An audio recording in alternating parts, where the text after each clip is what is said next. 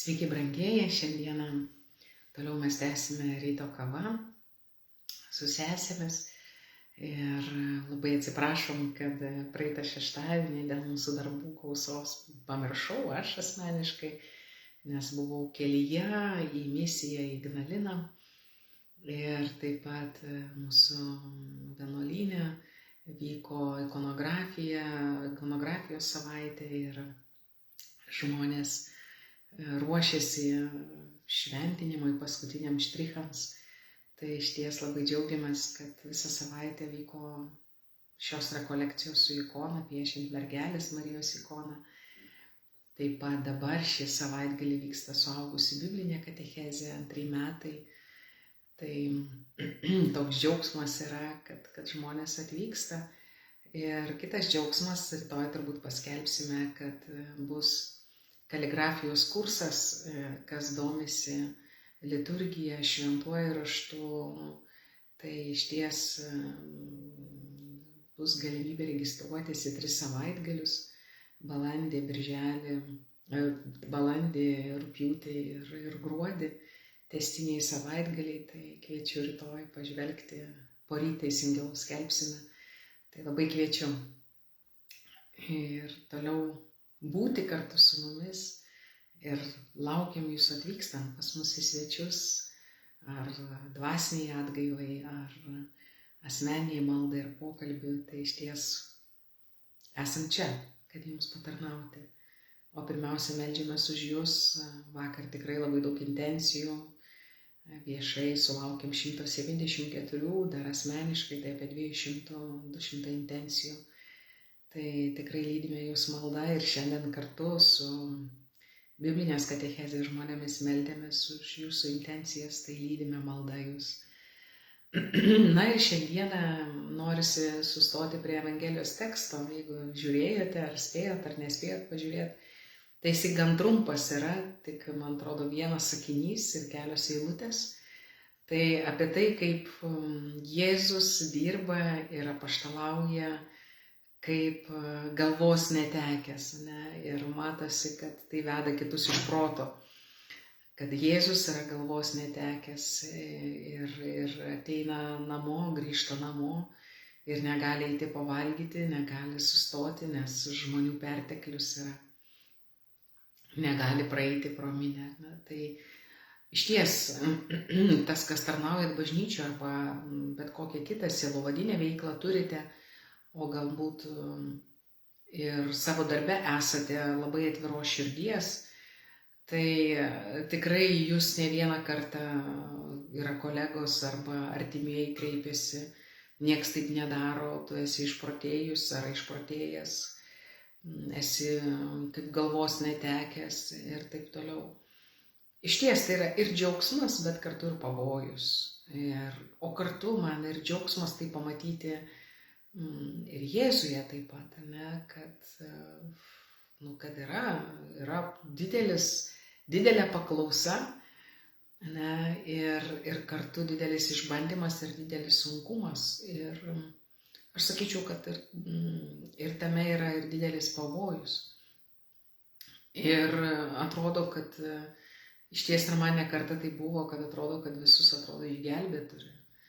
Ne, visus turi išgelbėti. Pamenu vieną įvykį, motina Teresė prašo, kad seseris skundėsi, jog tiek daug darbo turi, kad nebespėja melstis ir tiek daug žmonių nori sulaukti jų pagalbos ir tiek daug jos turi padėti ir tikrai didelė paklausa jų misijos. Ir žinot, ką motina Teresė pasakė, nuo šiandien adoracija, kurią turit pusę valandos rytais, jinai bus valanda. Tai atrodo beprotybė, dar padidino, dar padaugino maldos laiką. Kodėl? Todėl, kad kai daug savęs duodi, išties, tu save ištuštini, tu atiduodi ir dovanoji tos dvasinius vaisius. Ir iš tikrųjų dar stipriau tuomet reikia palaikyti maldos dvasią.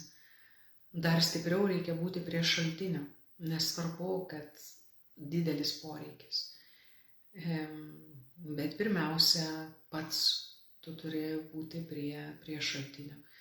Lygiai taip pat, kai lėktuvo skrydis ir vyksta katastrofa, tai dėja, bet tokia tikrovė yra, kad pirmiausia deguonies kaukę turi užsidėti mama ir tik po to uždėti savo kūdikiui ar vaikui, nes nepagelbėdama savo, jinai negalės pagelbėti savo vaikui. Tai lygiai taip pat ir sielovadinėj tarnystėje ir misijoje. Jei taip yra, jei pas jūs braunasi žmonės, jei tikrai didelės eilės, laiko labai didelė paklausa, tai padidinkite maldos laiką. Ir mes taip pat bendruomenėje turime šį maldos laiką. Rytais taip pat ir kviečiame žmonės melstis kartu su mumis. Ir kartu tai ir mums yra pagalba būti maldos gyvenime ir maldos tarnystėje. Ne tik, kad mes atveriame savo maldos erdvę žmonėms, bet ir jų buvimas šalia neša mus. Tai jei taip yra, kad jūs slaugote sunkų ligonį ir žinau, kad tokių yra ir turite prižiūrėti, turite pagelbėti šalia paliegusio žmogaus, palūžusio, galbūt depresiją sergančio, turėkite papildomai maldos laiką ir ypač išnaudokite rytus, ypač rytus. Tai leis įsišaknyti ir tai leis nepamesti galvos dėl to, kas vyksta aplinkui ir dėl to, kaip jūsų stipriai reikia. Padės nesusireikšminti, ne pakilti į puikybę, bet išties suvokti ir priimti ir gyventi su nuolankumu ir priimant ypatingai realybę ir tikrovę, kad pirma jūsų eina viešpats. Jis nutiesia kelią ir jeigu jau žmonės į jūs kreipiasi, taip vadinasi, viešpats jau nuėjo pirmas. Viešpats nuėjo pirmas. Ir jūs tik tais galbūt esat tas, kuris nukreipsite toliau, parodysite, kur link rodyklė, kokiu būdu link Jėzaus nueiti. Tai va tas įsišaknyjimas maldoje, aš pirmiausiai iš asmeninės patirties galiu pasakyti, tai leidžia išlaikyti sveiką nuovoką ir nesusireikšminti. Iš tikrųjų. Tai yra labai didelis pavojus žmonėms, kurie charizmatiški yra, kurie labai apaštaliniai, labai dalinantys save ir man pačiai pirmiausia malda, kad tikrai aš esu kūrinys, o jis yra kūrėjas. Ir vėl ta pati tiesa pradžios knygos. Aš esu kūrinys ir jis yra kūrėjas. Ir iš to viskas kyla. Žmogus trokšta Dievo, trokšta esmės, trokšta pažinimo, todėl kad jis sukurtas pagal jo paveikslą ir panašumą. Ne todėl jis trokšta Dievo, kad kokia aš šauni, kokia aš graži, kaip aš kalbu, kaip aš vedu, kaip organizuoju ir taip toliau. Ne. Tai yra trečiaeiliai ir penktaeiliai dalykai. Tai šiandienos Evangelija, nors labai trumpa, bet psalmės priegiesmis, su kuriuo ir aš pati asmeniškai šiandien buvau, tavo veido viešpatie aš ieškau. Tai viešpaties veidas te būna mūsų aistra, mūsų troškimas išlikti viešpaties akivaizdoje ir jo veidą atrasti kiekviename kūrinyje. Tai yra iššūkis, bet mokysimės išminties ir kantrybės tuomet, kada išbūsime maldoje. Išbūsime. Ir nepriskirsime savo visų vaisių ir nepriskirsime savo visų nuopelnų, bet pirma mūsų eina viešpats. Ir tą nuolankę širdį, tokią nuolankę širdį daro viešpats. Ir tai nėra tik teorija, viešpats eina pirmas. Ir tai tampa širdies laikysena. Tas, kas daug apaštalauja, daug dirbo, mane turbūt suprantat.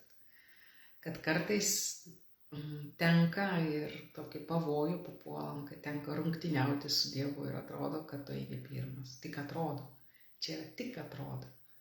Bet iš tikrųjų viešpats eina pirmas. Ir kartais būti mažiau produktyviu kartais tampa vaisingiau pirmiausia dėl mūsų pačių. O dabar norėčiau pabaigti maldą, meldžiantis už jūs. Ir dar kartą sakau, mes laukiame jūsų intencijų ir prašome jūsų užtarimo mūsų projektuose, Talitakum, pašaukimo atpažinimo, ikonografijoje, kaligrafijoje, kuri prasidės registracija kitą savaitę, suaugusių biblinė katechezė, kolekcijos online taip pat bus per gavėnią ir galbūt bus su teologu irgi susitikimai online. Tai melskitės, kad tikrai tai tarnautų Dievo garbei ir šloviai, žmonių išganimui. Ir kad mes kuo mažiau susireikšmintume ir išlaikytume nuolankią dvasią ir širdį. Viešpatie, aš meldžiu tavo mažumo ir nuolankumo dvasios.